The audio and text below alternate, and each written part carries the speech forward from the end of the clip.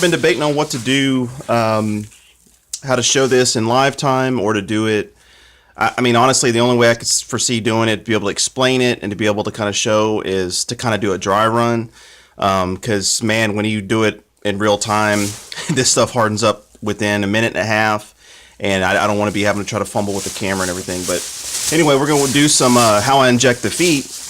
And I didn't really, this is something I kind of have adjusted and come up with over the years, using a certain material, because I've done master's blend, formaldehyde and glycerin, and it's called bird injection fluid or something. This is all 20 years ago, and honestly, the same stuff I use for the heads, the Smoothcast 300 or the amazing, there it is, the amazing casting resin from Hobby Lobby.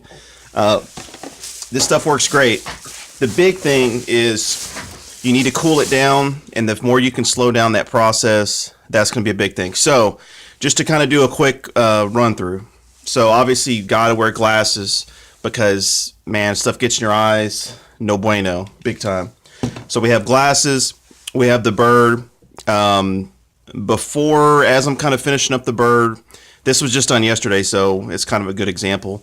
I'll take my 3-ounce bath cups, and then I'll put A and B, and I'll only do, maybe, I would say if I had to measure it, I would say maybe 15 milliliters in each cup, 15 of A, 15 of B. Put those in the freezer and get you like an ice pack. This has obviously been used, it's got material all over it, but have the ice pack obviously frozen, and then have A and B in the freezer. And after about 20 minutes, 30 minutes, it's going to become very thick. So when you do get it out, you're going to have the B, which is the thicker one, and have that on your ice pack. And then you could pour the A, which is thinner, and pour that into the B. So you pour that in, kind of, with a tongue depressor or whatever, mixer, scrape out any remnants. Then I always add a little lacquer thinner. So maybe I'll add 5 milliliters, a little squirt of lacquer thinner. So then I'll stir that up real good. And then at that point, now you have about a minute and a half to 2 minutes, depending on the outside temperature, in the work area. So that's the process for that. So I just want to do that. So we make sure it's frozen, 15 in each cup. Make sure these are in the freezer for at least 20, 30 minutes. When you take them out, put B on top of this. This is going to help keep it cool as you kind of come into the reservoir back and forth. And then mix A in, because if you try to do B, B is thicker and it's going to take a lot more effort to get it into the cup. So anyway, so then you got that, a little bit of lacquer thinner. That kind of helps make sure it runs through the needle a little bit easier, so it's not so viscous. And then you go. So we got the ice pack, we got lacquer thinner. Okay, so for the leg, what I do, let me move this out of the way because I don't need it anymore. So what I do for the leg is I have fishing string. So on the fishing string, I'll make like a little fisherman's knot, which it's just, kind of like a hangsman's noose type of thing. And, I just want to do it where, pull that. And so basically I just want it to where I can slide it over the foot, and then I can get it right at the junction of the where the feathers stop, put it on there. I'll get, here they are. I'll get my tweezers, and then I'll pull it tight so I can kind of keeps it from going into the body, which is the main objective, and then snip it off. So that's really, really important, because you don't want that stuff, traveling up into the body. That way it'll stay there. And then, of course, once it hardens, because you can kind of see, the little knot from yesterday when I did it. So I'll cut that off before I paint or whatever, and then that'll be good there. So, all right, now we got it pretty close. I hate twisting it, but all right. So, okay. So then normally I use a 3cc syringe. I have just a 5 available right now because I threw the other one away yesterday. But normally 3cc is the way to go, because 5cc, it's a little bit harder to push the material through, and it's staying in the syringe longer, and it's going to heat up. It's going to heat up just from your body temperature, just being out. On the ice pack, it's going to stay pretty cold. So you want to kind of make it where it's quick as possible. This is a 23 gauge, 1 inch. Honestly, you can use, I like to use 21 to 23 gauge. 1.5 inches is really good because you can kind of work it up in there.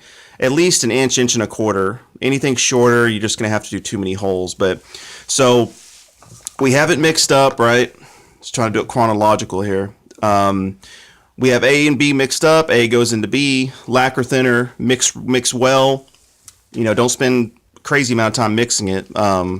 Just enough to where it looks like it's thorough. You know, 10, 15 seconds. All right, so then now we have it mixed. What we do before, so we have the bird, and we're like, okay, cool. I got my fishing string or my knot tied. That way, I get a grocery sack. I went to O'Reilly's today, so I have an O'Reilly sack. Okay, so then you want to do this. That way it's like, okay, nothing's going to get on the bird because we're tied off here. Nothing's going to get all over everything, a base, driftwood, whatever, because we have the bag. And we can throw it away after, easy peasy. So it's mixed up now. Now we take some out, and then we put the syringe back on. And then I'll start at the end of the toe, kind of by the toenail. And then I'll work that in, start injecting, and just keep pushing the needle in, kind of inject as I go. When I get to about this point, that's where as far as I can go. So I'll try to keep squeezing. If I see it still filling up, then I'll keep doing that. If it's kind of stopped, you want to be careful because if you push it too hard, it'll bubble out. And once it bubbles out, you have to puncture it right then and there and kind of bleed it so it's not a huge bubble. So it's kind of like just, you know, normal pressure. And if I need to, then I'll inject at the second joint. And then I'll go in and inject, and then I'll try to get it to where it fills up, you know, the main kind of, I guess, wrist or ankle area. I guess it'd be his ankle. And so the same thing. So you can kind of see where it's coming out here. That'll be cleaned off and painted later. But start around here, try to work my way up as I inject. And then sometimes you can kind of see where it's not filling up this latter part. So same thing around the second joint. I have another one. Boom, I work it in. And then that'll fill the ankle part up a little bit even more. Same thing on here. Start at the base. Kind of go up. This toe right here, the one with the 3 joints and the long skinnier one, that's the one most likely to bubble. So that's the one where it's almost better just to do one and then come up here to the 3rd joint or 2nd joint even, and then, you know, plump it out the rest of the way there. So from that point, all the toes are good. You should have a good amount of material in the center part, which is what you want because you don't want that shriveled up. Then for divers, especially since they have the big lobe, then you want to try to get it inside of there. Just kind of be careful because it's so thin, but you can kind of put the needle in between your thumb and finger and kind of twist that in there. And, you know, just a little amount in the center of that will kind of poof it up a little bit, and then you can kind of massage it around, and then that'll make it where it won't, you know, because the lobe will curl and shrivel and everything. So, all right, so we have our toes, we have this kind of filled up, and then what we'll do is we'll start around the ankle area and we'll inject. We'll finish filling up this part because we want the bottom and the top. You can see how round it is. If same exact thing here, if this is filled up and it's still, you can kind of fill up here and it doesn't really feel like there's much in there, then try to work as much as you can into the middle. And then from there, you know, just kind of keep squeezing and squeezing to make sure it's flat because you don't want it to be uneven. And that'll kind of help, you know, massage it around the foot so it's kind of even. From there, so like I said, whenever you're done, take the needle off, boom, get some more, needle on, next toe, and all so forth. So now that's done. Then obviously you would flip them around, or you would move yourself around to do the other foot, but same exact process. So now that it's done, then what I generally do is I'll take my needle to try to, you know, save the needle if I can. I mean, you can buy them in pretty good quantity, but if I can use it a couple times, you know, hey, more the merrier. And so I'll just take the back end off, pour some lacquer thinner in there, fill it up, and then, you know, push that through, kind of work it back and forth, clean that, set that aside. Now we still have material that's kind of on here. So I'll get a paper towel, and I'll really saturate that with lacquer thinner, like real saturate. And then I'll go with the lacquer thinner towel and rub all the material off the foot just to get it as clean as possible, or get all the material off of it so it's not, you know, white everywhere.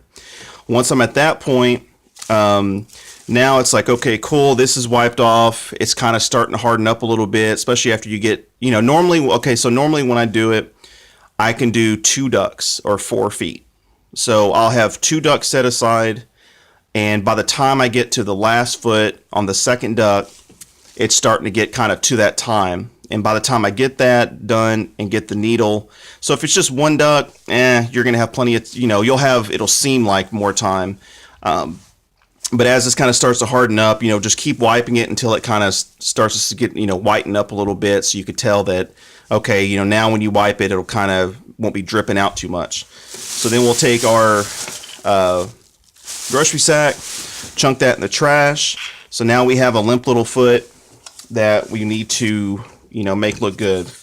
So I'll cut a piece of cardboard, and it varies, you know, for what you're doing. I like to just have the foot out because it kind of shows, I don't know, a little bit of action, a little bit more visual, you know, presence, I guess. So what I do is I'll start from the interior toe. Can you see that? Yeah. I'll start from the interior toe, and I'm actually going to redo this because I took it out to do the video. So I start there. Some people will just do the ends, and what'll happen is if you just do the ends, this part right here will sag in. So it'll sag in, and it looks like it's been pinned open, and you don't really want that. So next one I do is up here by the 3rd joint on the outer toe. I'll get that one and then apply pressure to get it you know, tight. So now we have the bottom corner and the 3rd joint on the outer toe, and then from there now I can get this final toe, and then that'll tighten out the rest of the bottom of the webbing. So then from there, you know, now you can kind of bend it back into place wherever this is going to be swimming. So you know, it's a big old king swimming. So but anyway, so after it's clean, I got that. Leave the fishing string on, or whatever you use to tie it off. It's got to be something kind of pretty durable, because you're going to need to really cinch down on it, on a knot that's not going to be able to back off. And then I don't cut that off until I go, I think I did a video of it. I'm paper toweling it, prepping it to paint. I think I did prepping to paint King Eider feet or something like that in that video. And anyway, so then that's dry, and everything, that's pretty much it. And let that dry. Obviously, once it's dry, you can pop the pins out, do the paper towel, it's ready to paint, and it's good to go. So hopefully it helps. I want to say I really appreciate all the new subscribers and the comments. I was just reading some from Decoy Dude and a production company, and you know, I really appreciate it. I hope the stuff helps. And obviously I'm trying to I was going to do this live yesterday, and honestly I was putting these things together till like 10 o'clock at night, and I was like, man, I was just like, man, I can't do it. I just want to get this stuff done and kind of be done with it. But anyway, so yeah, Patterson Outdoors. So appreciate the compliments and the comments. Like I said, if there's anything you want to see, man, just let me know. I really just more happy to help. I think we've done most of the stuff now, as far as I guess there's still plenty of stuff to do, but I'll try to do, maybe I have a bunch of heads I need to paint next week. So maybe I could kind of do some individual, you know, painting a mallard, painting a a whatever. And but as far as this goes, like I said, you can use the stuff from Hobby Lobby or the Smoothcast 300. It's the same basic stuff. 15 milliliters of A and B, 15 of A, 15 of B, in the freezer with the freezer pack. And I've already mentioned everything else about the syringe size and needle size and all that. So anyway, that's how I inject the feet. And till next time, I'll start thinking of what to do next. So bye, guys.